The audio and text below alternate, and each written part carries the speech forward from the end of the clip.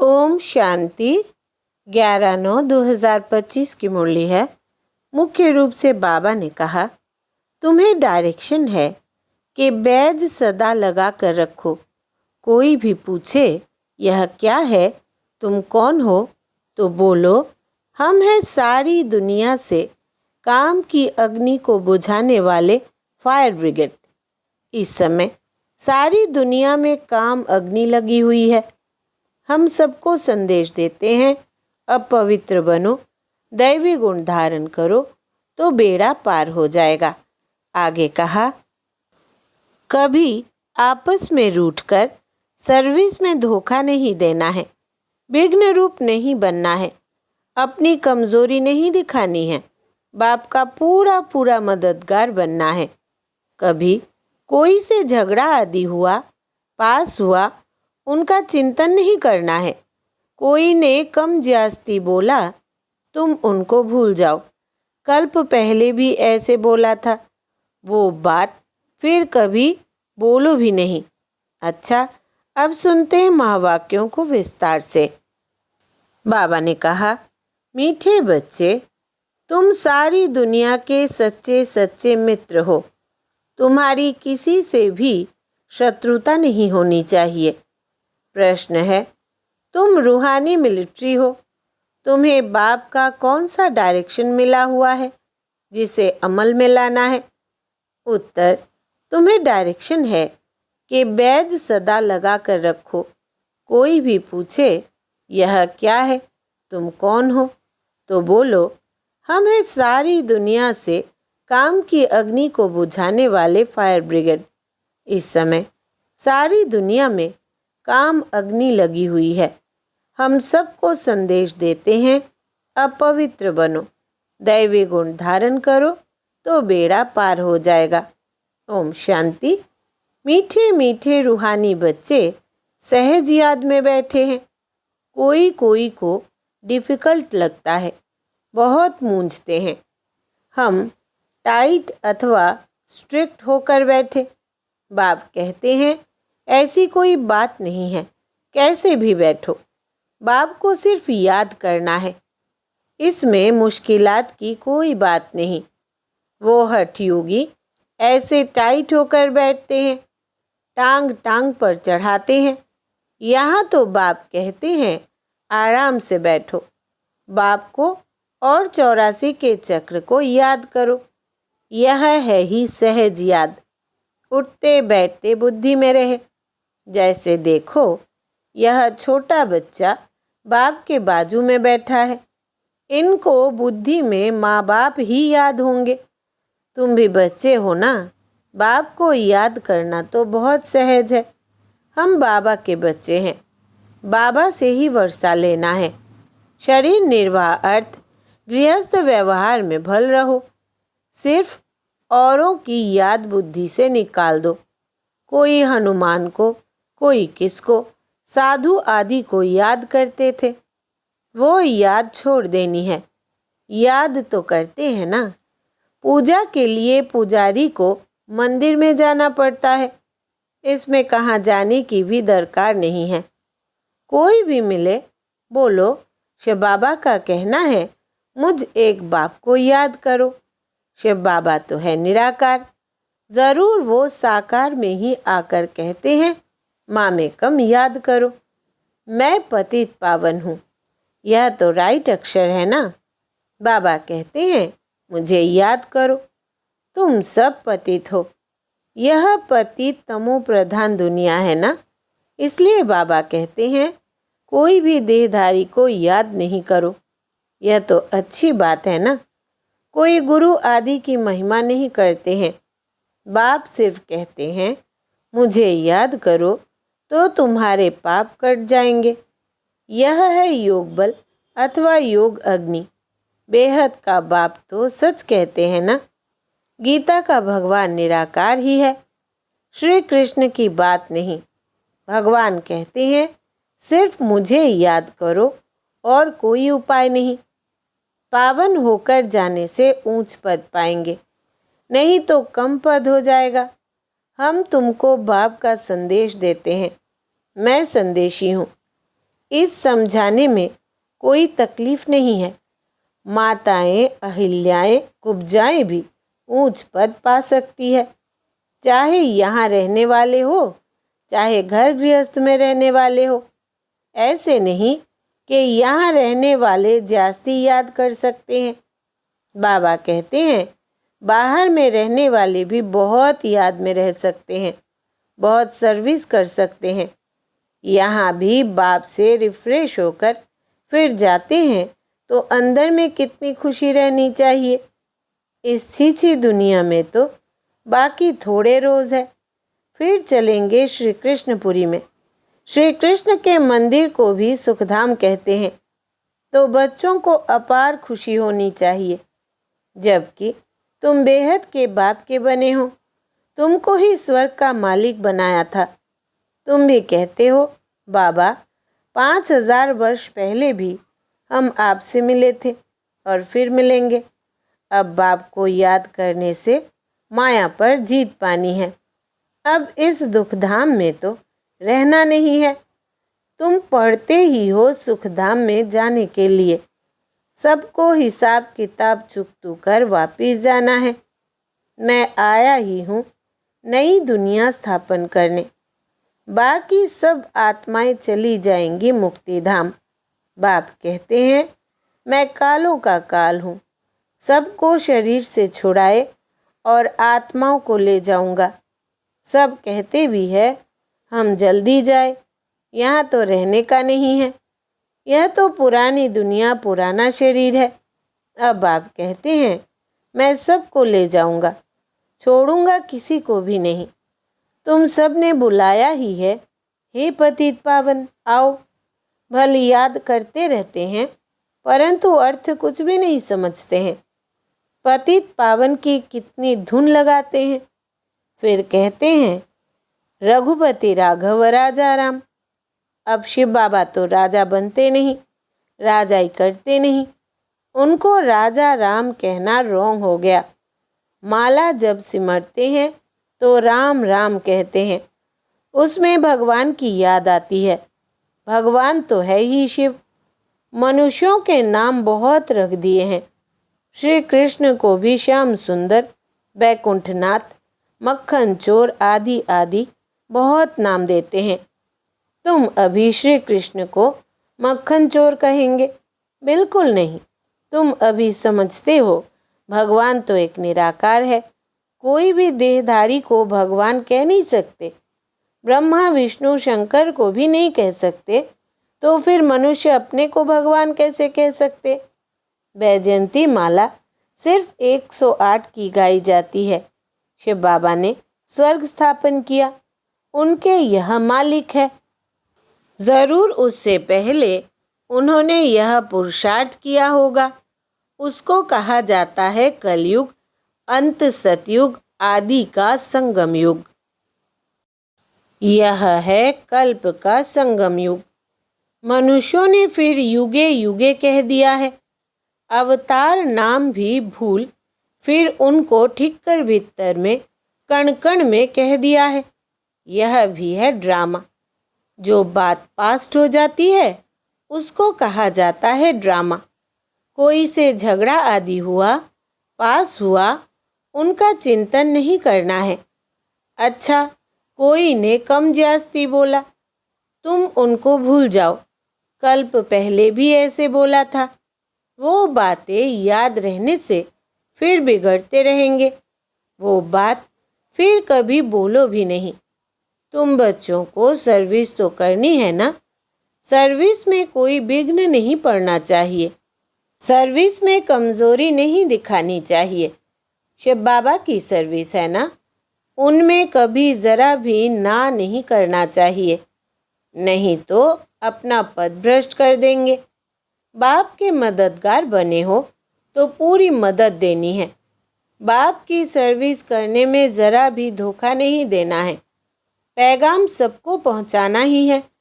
बाप कहते रहते हैं म्यूज़ियम का नाम ऐसा रखो जो मनुष्य देख अंदर घुसे और आकर समझे, क्योंकि यह नई चीज़ है ना।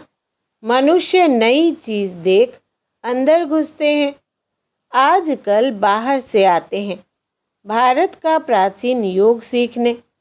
अब प्राचीन अर्थात पुराने ते पुराना, वो तो भगवान का ही सिखाया हुआ है, जिसको 5000 वर्ष हुए। सतयुग त्रेता में योग होता नहीं, जिसने सिखाया वो तो चला गया। फिर जब 5000 वर्ष बाद आए तभी आकर राजयोग सिखाए। प्राचीन अर्थात 5000 वर्ष पहले भगवान ने सिखाया था, वही भगवान फिर संगम पर ही आकर राजयोग सिखाएंगे, जिससे पावन बन सकते हैं। इस समय तो तत्व भी तमो प्रधान है। पानी भी कितना नुकसान कर देता है, उपद्रव होते रहते हैं पुरानी दुनिया में। सतयुग में उपद्रव की बात ही नहीं, वहाँ तो प्रकृति दासी बन जाती है। यहाँ प्रकृति दुश्मन बनकर दुख देती है। इन लक्ष्मी नारायण के राज्य में दुख की बात नहीं थी, सतयुग था। अभी फिर वो स्थापन हो रहा है। बाप प्राचीन राजयोग सिखा रहे हैं, फिर 5000 वर्ष बाद सिखाएंगे। जिसको पाठ है वही बजाएंगे। बेहद का बाप भी पाठ बजा रहे हैं। बाप कहते हैं, मैं इनमें प्रवेश कर स्थापना कर चला जाता हूँ। हाहाकार के बाद फिर जय जयकार हो जाती है। पुरानी दुनिया खत्म हो जाएगी। इन लक्ष्मी नारायण का राज्य था तो पुरानी दुनिया नहीं थी। 5000 वर्ष की बात है, लाखों वर्ष की बात हो नहीं सकती। तो बाप कहते हैं, और सब बातों को छोड़ इस सर्विस में लग जाओ, अपना कल्याण करने। रूठकर सर्विस में धोखा नहीं देना चाहिए। यह है ईश्वरीय सर्विस। माया के तूफान बहुत आएंगे, परंतु बाप की ईश्वरीय सर्विस में धोखा नहीं देना है। बाप सर्विस अर्थ डायरेक्शन तो देते रहते हैं। मित्र संबंधी आदि जो भी आए, सबके सच्चे मित्र तो तुम हो। तुम ब्रह्मा कुमार कुमारियाँ तो सारी दुनिया के मित्र हो, क्योंकि तुम बाप के मददगार हो। मित्रों में कोई शत्रुता नहीं होनी चाहिए। कोई भी बात निकले, बोलो शिव बाबा को याद करो। बाप की श्रीमत पर लग जाना है, नहीं तो अपना नुकसान कर देंगे। ट्रेन में तुम आते हो, वहाँ तो सब फ्री है। सर्विस का बहुत अच्छा चांस है।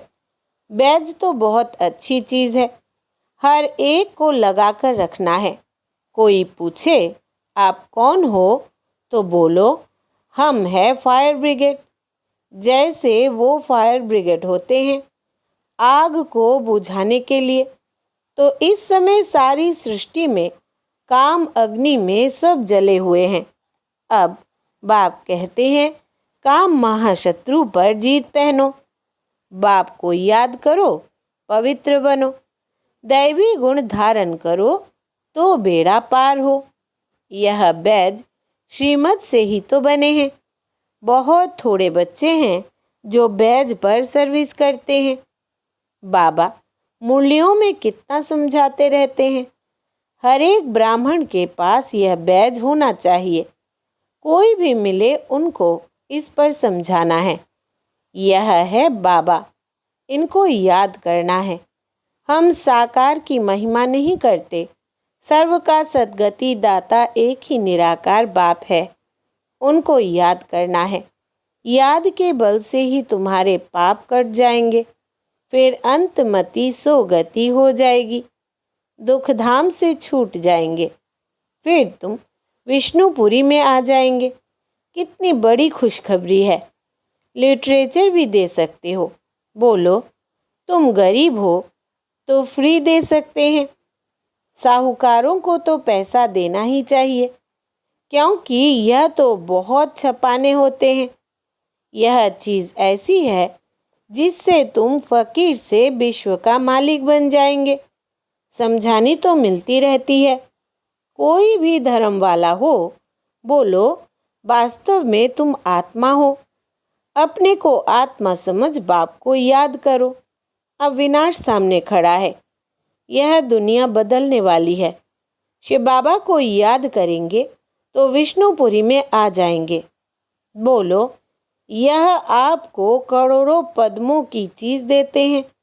बाबा ने कितना समझाया है, बैज पर सर्विस करनी है, परंतु बैज लगाते नहीं, लज्जा आती है। ब्राह्मणियाँ जो पार्टी लेकर आती है अथवा कहाँ ऑफिस आदि में अकेली जाती है तो यह बैज ज़रूर लगा रहना चाहिए। जिसको तुम इन पर समझाएंगे वो बहुत खुश होंगे। बोलो, हम एक बाप को ही मानते हैं, वही सबको सुख शांति देने वाला है, उनकी याद करो। पतित आत्मा तो जा न सके, अभी यह पुरानी दुनिया बदल रही है। ऐसे ऐसे रास्ते में सर्विस करते आना चाहिए, तुम्हारा नाम बहुत होगा। बाबा समझते हैं शायद लज्जा आती है जो बैज पहन सर्विस नहीं करते हैं। एक तो बैज, सीढ़ी का चित्र अथवा त्रिमूर्ति, गोला और झाड़ का चित्र साथ में हो। आपस में बैठ एक दो को समझाओ तो सब इकट्ठे हो जाएंगे। पूछेंगे यह क्या है? बोलो, शिव बाबा इनके द्वारा यह नई दुनिया स्थापन कर रहे हैं। अब बाप कहते हैं मुझे याद करो, पवित्र बनो। अपवित्र तो वापस जा नहीं सकेंगे। ऐसी मीठी मीठी बातें सुनानी चाहिए तो खुशी से सब सुनेंगे, परंतु कोई की बुद्धि में बैठता नहीं है। सेंटर पर क्लास में जाते हो तो भी बैज लगा रहे।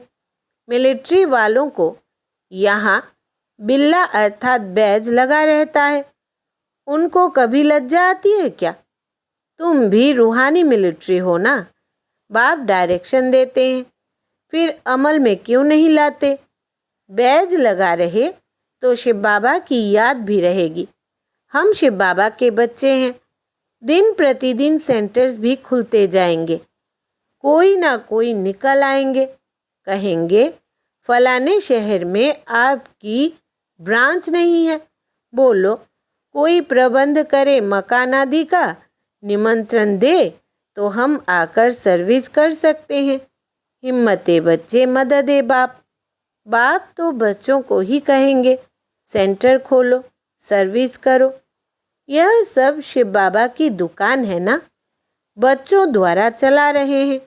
अच्छा, मीठे मीठे सिकिलधे बच्चों प्रति माता पिता बाप दादा का याद प्यार और गुड मॉर्निंग। रूहानी बाप की रूहानी बच्चों को नमस्ते। हम रूहानी बच्चों की रूहानी माता पिता बाप दादा को याद प्यार, गुड मॉर्निंग और नमस्ते बाबा नमस्ते। धारणा के लिए मुख्य सार। पहला, कभी आपस में रूठकर सर्विस में धोखा नहीं देना है। विघ्न रूप नहीं बनना है। अपनी कमजोरी नहीं दिखानी है। बाप का पूरा पूरा मददगार बनना है।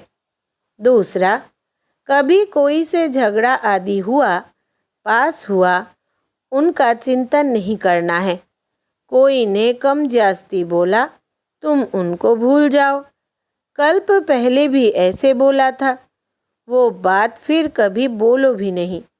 वरदान है, शांति के दूत बन सर्व को शांति का संदेश देने वाले मास्टर शांति शक्ति दाता भव। विस्तार है, आप बच्चे शांति के मैसेंजर, शांति के दूत हो। कहाँ भी रहते सदा अपने को शांति का दूत ये समझकर चलो। शांति के दूत है, शांति का संदेश देने वाले हैं। इससे स्वयं भी शांत स्वरूप शक्तिशाली रहेंगे और दूसरों को भी शांति देते रहेंगे। वो अशांति दे, आप शांति दो। वो आग लगाए, आप पानी डालो। यही आप शांति के मैसेंजर, मास्टर शांति शक्ति दाता बच्चों का कर्तव्य है। स्लोगन है, जैसे आवाज़ में आना सहज लगता है, वैसे आवाज़ से परे जाना भी सहज हो। जैसे आवाज़ में आना सहज लगता है, वैसे आवाज़ से परे जाना भी सहज हो। अव्यक्त इशारे। अब लगन की अग्नि को प्रज्वलित कर योग को ज्वाला रूप बनाओ। योग में सदा लाइट हाउस और माइट हाउस की स्थिति का अनुभव करो। ज्ञान है लाइट और योग है माइट। ज्ञान और योग दोनों शक्तियाँ लाइट और माइट संपन्न हो, इसको कहते हैं मास्टर सर्वशक्तिमान। ऐसी शक्तिशाली आत्माएं किसी भी परिस्थिति को सेकंड में पार कर लेती है। अच्छा, ओम शांति।